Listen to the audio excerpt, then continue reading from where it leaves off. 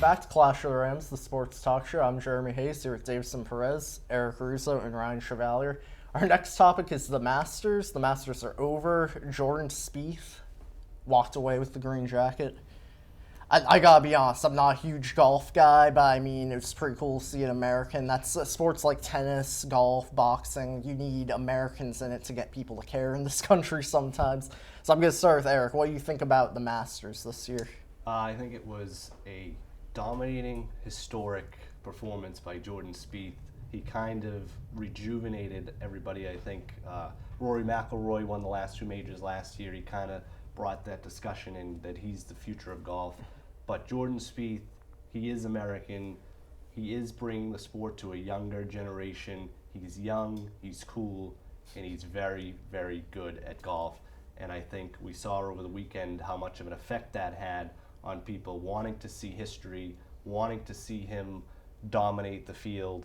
Usually at the Masters, if someone's pulling away, the interest is kind of waning a little bit if there's not much drama. But yesterday, even though Spieth had a big lead, people wanted to see what this kid could do, and I think that means good things for golf in the future. With him moving to number 2 in the world, Rory McIlroy's number 1, you kind of have these new faces of golf that are going to carry it into the future, these young guys with Tiger and Phil kind of on the back nine of their career.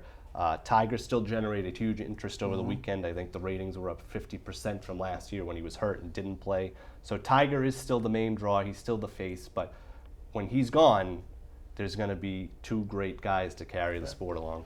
I'm actually glad you brought it down this route. I feel like just from watching the match this past weekend that golf doesn't have the same problem that baseball does in terms of bringing in young people to keep, playing the game. I feel like because of the length of baseball and a number of reasons, they don't have the fan base that they should have.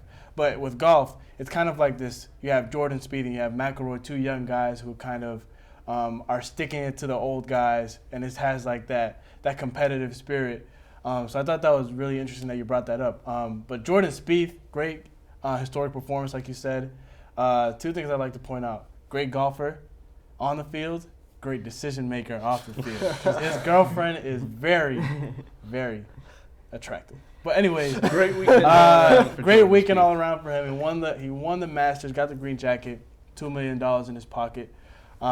Great for the sport. Just to mention about Tiger Woods, he played a very great game, and I think that shouldn't go overlooked. The fact that he said in his pre-Masters press conference that he was training hard for those 2 months. He just wasn't sitting on his behind, and I think he proved it.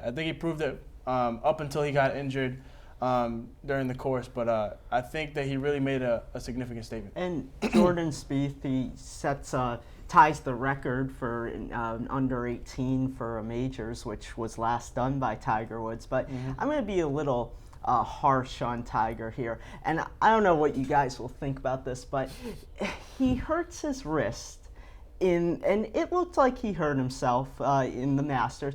But is there something about this where there's this trend of Tiger getting hurt over and over again? And is it that he's fallen off the radar here and he's just kind of like almost playing off of injuries, trying to act like, oh, I'm hurt now? Because he knows his career's kind of on Absolutely the downside. Not. I'll tell you why.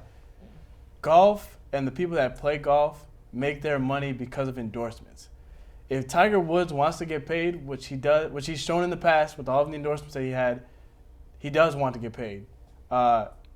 He's not going to get injured on purpose because he's losing money in that sense. I mean, he also lost some of those endorsements. Obviously we know what happened with Tiger, but I mean, you play golf to get those endorsements, get paid, make the millions that you can make in golf. Here's what I want to say about Tiger. Going into this weekend, nobody had high expectations. This was his first tournament in 2 months. He was coming off a year where he didn't play much at all because he was hurt.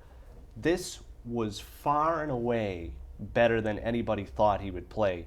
The fact that he was in contention on Sunday somewhat, the fact that he was in the third to last group, the fact that he was on the first page of the leaderboard, these are things that nobody expected going into the week. Some people didn't even think he would make the cut and he competed very well, particularly the first 3 days.